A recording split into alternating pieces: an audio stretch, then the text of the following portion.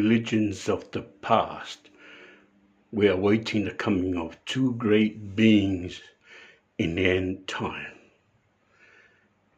To the Jews, the coming of the Lord of Hosts and Elijah. To the Christian, the return of Christ and Elijah. To the Muslim, the coming of the Mahdi and Christ. To others, the coming of the Messiah and Elijah. But to the Baha'is, it has been fulfilled in His Holiness the Bab, the forerunner, and Baha'u'llah, the prophet founder of the Baha'i faith. Prominent in these prophecies of the coming of the Messiah and the end of time is the year 1844.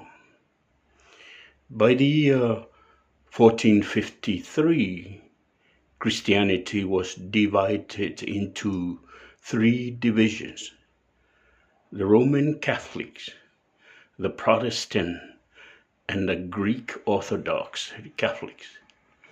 And the Greek Orthodox Catholics' capital of Constantinople fell to the Turks, the Muslims, and the scholars consider that to be the fulfillment of the prophecies of Revelation 9 verse 15, which state, "From the slaying of 1/3 of the men of truth, we have prepared an hour, a day, a month, and a year."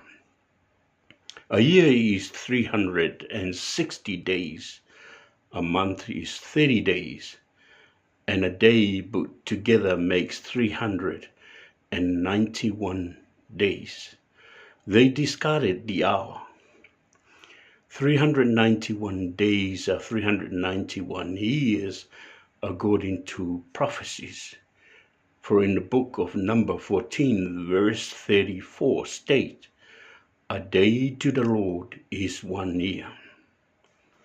We add 391 years to 1453. It brings us to 1844, the year they say the Messiah would come and the end of time. In the Old Testament, it tells the story of how God warned the Israelites to be obedient. If they are not obedient, they will be punished 7 times. And they were not obedient. Leviticus 26 verse 28 to 33 state, "I will chastise you 7 times. I will make your city waste, and I will scatter you among the heathen." 7 times is 7 years, multiplied by 360 days in a year equals 2,520 days, which are 2,520 years according to prophecies. The first captivities of Judah happened on 677 BC. From 677 to the birth of Christ is 676. Take away 676 from 2,520, it equals 1844, the year they say the Messiah would come and the end of time. In Daniel 7 verse 25 state that the Messiah would come to pass following a time and times and a dividing of times. The same prophecy is mentioned in Daniel 12 verse 7, but slightly different wording. The Messiah would come to pass following a time and times and a half. Time is a year. Time and times and a half is 3.5 years. 3.5 years is multiplied by 360 days in a year equals 1260 days, which are 1260 years according to prophecies. These are lunar years because the Muslim calendar is a lunar calendar, and it equates to 1844 of the solar calendars of the Christian calendar. So it is this year, 1260 or 1844, that the Messiah would come after these years. These years, 1260 lunar and 1844 solar match. You can even match them mathematically. 1260 multiplied by 354 days in a lunar year equals 446,040, divided by 365 days in a solar year equals 1222. Islam started on 622. We add 1222 to 622. It equals 1844. The year they say the Messiah would come in the end of time. In Matthew 24, it tells the story of Christ on Mount Olive. When the apostle came to him in private and asked him, "Tell us, when are these things be, and what are the signs of your coming and the end of the world?" In his answer, he gave 3 promises. One is when the gospel of the kingdom is preached unto all the countries of the world as a witness. 2, you will fall by the edge of the sword, and you will be led away captives and scatter all over the world until the time of the Gentiles end, and you will return to the Holy Land. And the Gentile will tread underfoot the holy city for 42 months. And promise number 3, when mankind see the abomination of desolation, spoken by Daniel the prophet that stands in a holy place, let him read, understand the vision. The first promise, according to the scholars, was fulfilled in 1844, when the gospel finally reached the interior of Africa on April 1844. The 2 big missionary societies, the British missionary societies and the American missionary societies, combined had more than 1,000 preachers that were actively preaching the gospel to the world at the time. They made a public combined declaration that the first promise of Christ was fulfilled in 1844, when the gospel finally reached the interior of Africa on April 1844. The second promise, you will fall by the edge of the sword, and you will be led away captive and scatter all over the world, is what literally did happen to the Jews until the time of the Gentiles end, and you will return to the Holy Land. The Gentiles were the forces that conquered and ruled Jerusalem.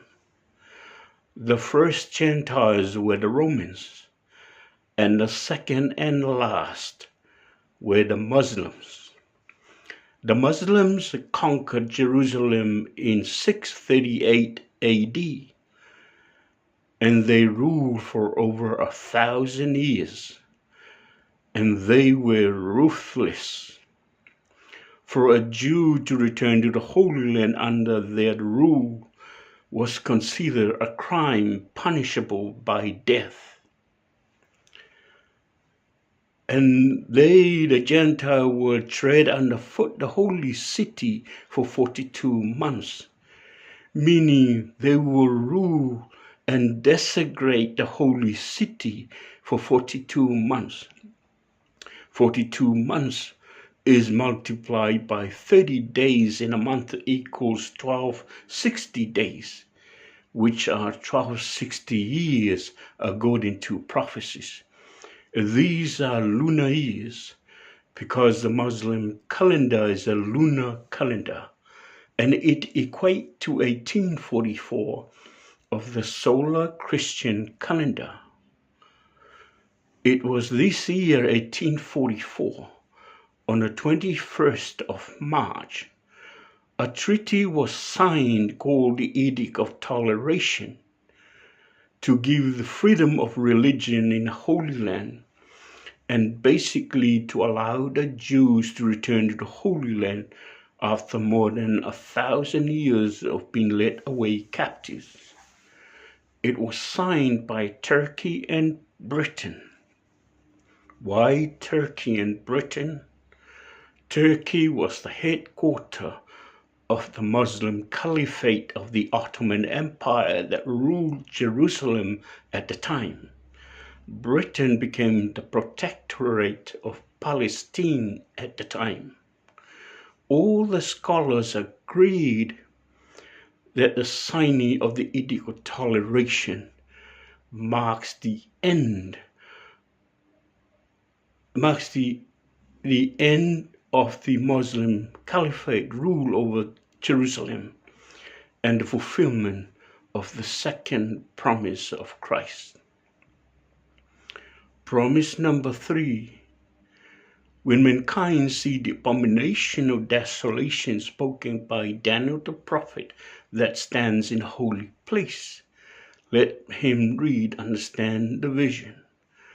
The chapters of Daniel that deal with this promise are from chapter 8 to 14 inclusive. Not only it tells us about the second coming of Christ, but also his first coming. In Daniel 9 verse 24 state, from the edict to rebuild Jerusalem to the Messiah's cut off, meaning sacrifice, we have appointed 70 weeks. 70 weeks is multiplied by 7 days in a week equals 490 days, which are 490 years according to prophecies. There were 4 edicts to rebuild Jerusalem, issued by 3 kings. First by King Cyrus in 536 BC, and it went unfulfilled. The second by King Darius in 519 BC, and it went unfulfilled. And the third by King Artaxerxes in 457 BC, and the fourth by the same King Artaxerxes in 444 BC, and it fulfilled and completed the rebuilding of Jerusalem. But Daniel is referring to the edict issued by Artaxerxes in 457. Christ was said to be 33 years old when he was crucified. We add 33 to 457, it brings us to 490, exactly the year they say that the Messiah would be martyred. That is the prophecies regarding the first coming of Christ. Now let us find out about his second coming. In Daniel 8 verse 11 state, and I heard the voice of one saint speaking, and another saint said to a certain one that spake, how long is the vision concerning the daily sacrifice and the transgression of desolation, to give both the sanctuary and the host to be trodden underfoot? And he said unto me, unto 2,300 days, then shall the century be cleansed. The 2,300 days are 2,300 years according to prophecies. From the edict of Artaxerxes to rebuild Jerusalem of 457 to the birth of Christ is 456. We take away 456 from 2,300, it equals 1844. It was this year, 1844, on 21st of March, a treaty was signed called the Edict of Toleration to give freedom of religion in the Holy Land and basically to allow the Jews to return to the Holy Land after more than 1,000 years of being led away captives. It was signed by Turkey and Britain. Turkey was the headquarters of the Muslim Caliphate of the Ottoman Empire that ruled Jerusalem at the time, and Britain became the protectorate of Palestine at the time. All the scholars agreed that the signing of the Edict of Toleration marks the end of the Muslim Caliphate rule over Jerusalem and fulfill the third promise of Christ. Now, in that same year, 1844, on the 23rd of May, His Holiness the Bab, the forerunner of the coming of Baha'u'llah, declared his mission in Shiraz, Elam, Persia. The declaration of the Bab in 1844 marks the end of the Adamic cycle and the beginning of the Baha'i cycle, the everlasting cycle that will last 500,000 years. Muhammad was considered to be the seal of the prophets, meaning the last prophet of the Adamic cycle. The Adamic cycle started 6,000 years ago and ended in 1844 in the declaration of the Bab, and the beginning of the everlasting cycle, the Baha'i cycle, that will last 500,000 years. The Bab said he comes to prepare the way for the coming of him whom God will make manifest, a reference to Baha'u'llah. He said he will come quickly after him. He was executed by a firing squad of 750 rifles at the public square in Tabriz on the 9th of July, 1850. He was 31 years old. And just 2 years after his martyrdom, His Holiness Baha'u'llah received his revelation in a Siyachal, the Black Pit, an underground dungeon where he was incarcerated in Tehran, Elam, Persia, in 1852. And later on, Baha'u'llah declared his mission in Babylon, Baghdad, Iraq, where he was exiled to by the Persian authorities, in a garden of Rizwan by the Tigris River, a festival that is commemorated by the Baha'is of the world as the Festival of Rizwan for 12 days from the 21st of April to the 2nd of May in 1863. Babylon is mentioned in the Bible as a holy place. In Matthew 24, it tells the story of Christ on Mount Olive, when the apostle came to him in private and asked him, "Tell us, when are these things be, and what are the signs of your coming and the end of the world?" In his answer, he gave 3 promises.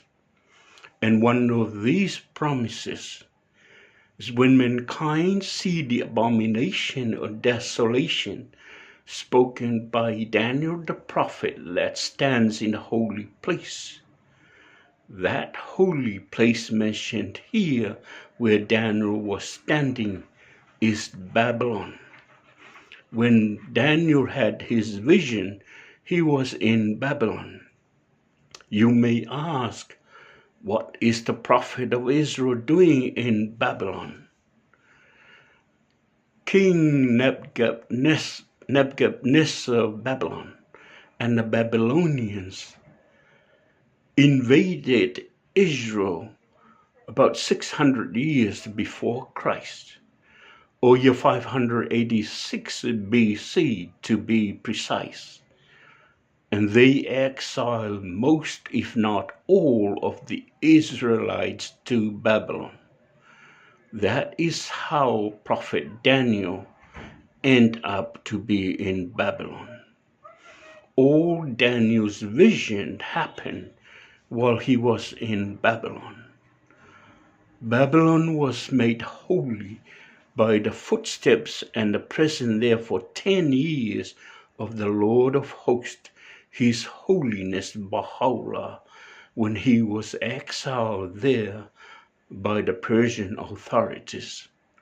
Babylon was made holy is where Baha'u'llah declared his mission in the Garden of Rizwan by the Tigris River, a festival that is commemorated by the Baha'is of the world as the Festival of Rizwan for 12 days from the 21st of April to the 2nd of May in 1863.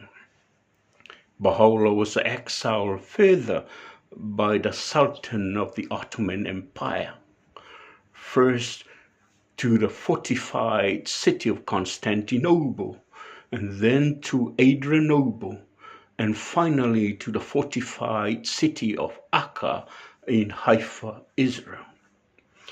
Akka is also mentioned in Holy Scriptures, like in Hosea chapter 2 state, we will make the valley of Akka as for a door of hope. In Islamic Holy Scriptures state, blessed is he that visited Akka, and blessed is he that visited the prisoner of Akka. In Baha'u'llah's journey to the Holy Land, it fulfills one other prophecies of the Bible, which says that the journey of the Lord of hosts to the Holy Land, he will go from mountain to mountain, from rivers to rivers, from sea to sea, and from fortified city to fortified city. Baha'u'llah literally fulfilled this promise in his journey to the Holy Land by his exile. He went from the Kurdistan mountain in Babylon, Iraq, to Mount Carmel in the Holy Land, from the Tigris River in Babylon, Iraq, to the Euphrates River in the Holy Land, from the Caspian Sea to the Mediterranean and the Sea of Galilee in the Holy Land, and from the fortified city of Constantinople to the fortified city of Akka in the Holy Land. Baha'u'llah arrived there in 1868, and he proclaimed his mission to the world when he wrote to all kings and rulers of the world at the time. These rulers are Tsar Alexander II of Russia, Napoleon III of France, William III of Germany, Her Majesty Queen Victoria of England, Nasiruddin Shah of Persia, Sultan Abdul Aziz of the Ottoman Empire in Turkey, Pope Pius IX of the Vatican, President of the Great Republic of the West, that is, President of the United States of America, concourse of bishops, ecclesiastical authorities and leaders of governments and religions, and much, much more. These leaders represented the whole world at the time, for some of them have sovereignties over so many countries and vast sections of land, like the Ottoman Empire, the British Commonwealth, to name just two. In Baha'u'llah's letters to these world leaders, he stated that the all-knowing physician has his finger on the pulse of mankind. He perceiveth the disease and prescribeth in his unerring wisdom the remedy. One of these diseases is religious fanaticism and hatred as a world-devouring fire, whose violence none can quench. The hand of divine power can alone deliver mankind from this desolating affliction. And for the remedy, it is for them, these world leaders, to put aside their differences and come together in unity and peace and harmony. Unfortunately for the world, all of these leaders except one ignore the all-knowing physician's exhortation. Except one, except Queen Victoria of England.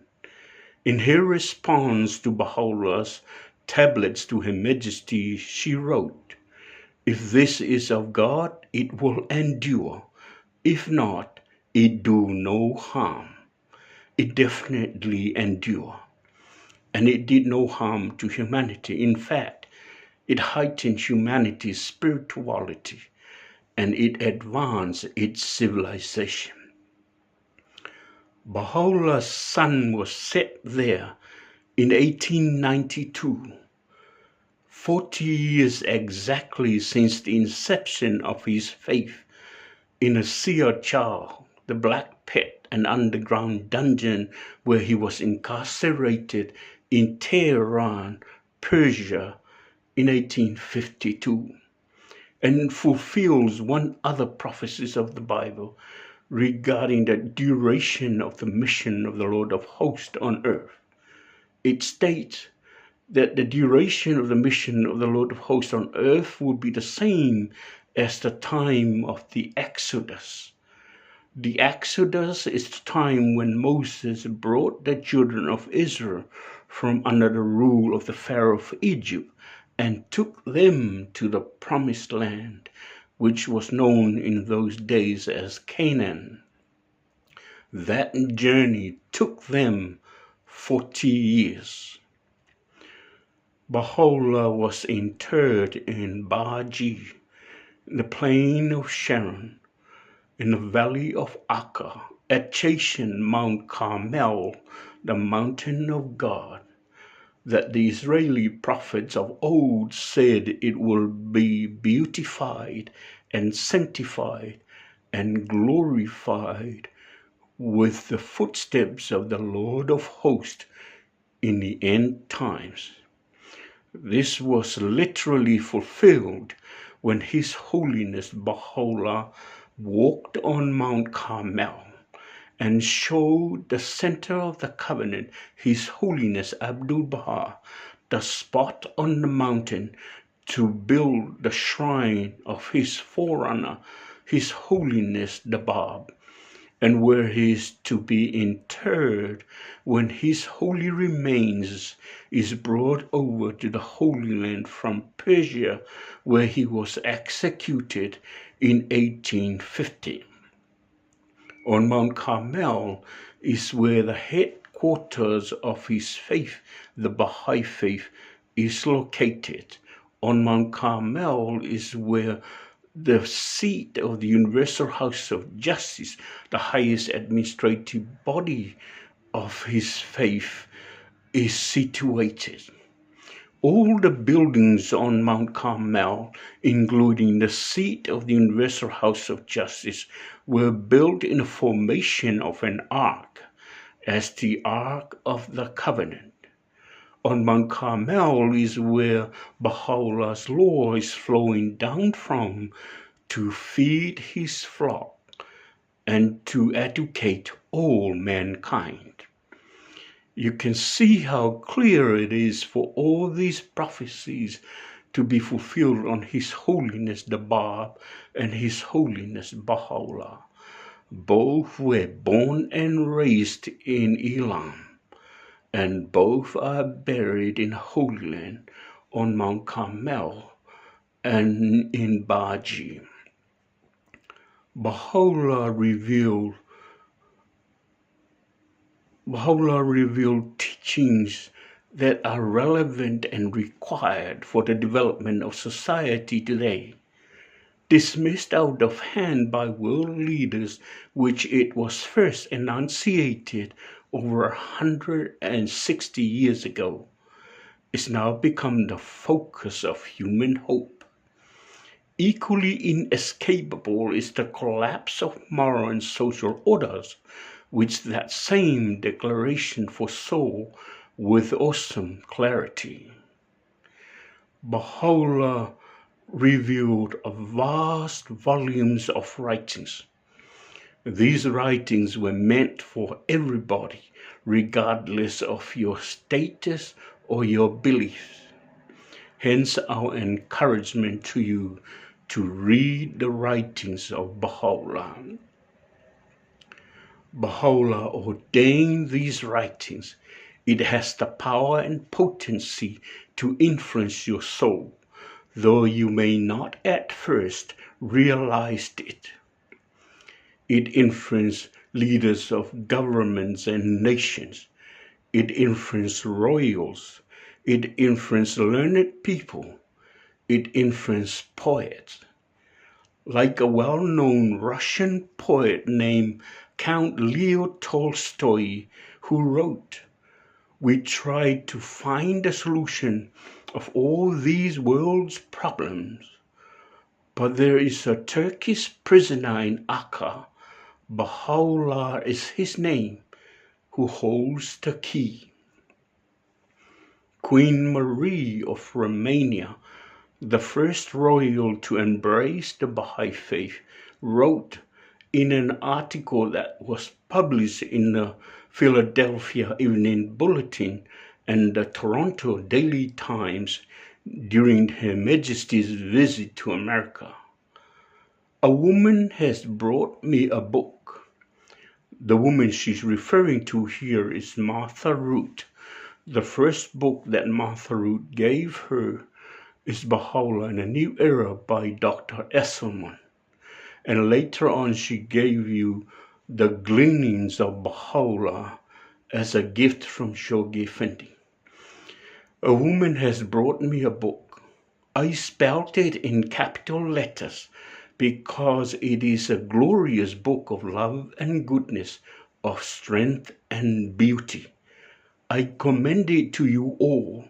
If ever the name of Baha'u'llah and Abdul Baha comes to your attention, do not put their writings from you. Search out their books and let their peace-bringing, love-creating words and lessons sink into your hearts, as they have into mine. One's busy life is too full for religion, and one's religion may satisfy. But the teaching of these wise, kind gentlemen are compatible with all religion and of no religion.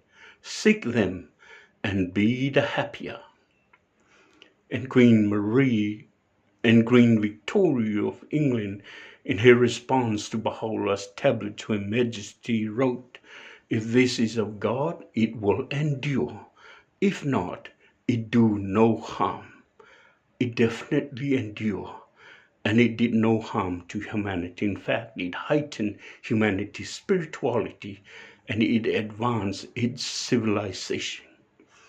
And His Royal Highness, Malietoa Tanmafili II of Samoa, the first royal to embrace the Baha'i faith during his reign. In his letter of confirmation to the Universal House of Justice, the highest administrative body of the Baha'i faith, at its headquarters on Mount Carmel in Haifa, Israel, he said, I fully accept His Holiness Baha'u'llah as the manifestation of God for today. And he said, the appearance of Baha'u'llah is truly the coming of our Lord Jesus Christ in spirit. Thank you, and I wish you well. Faftai lava, manuela fa fong fong mai mla fa sau sau ngasamo, so ifua.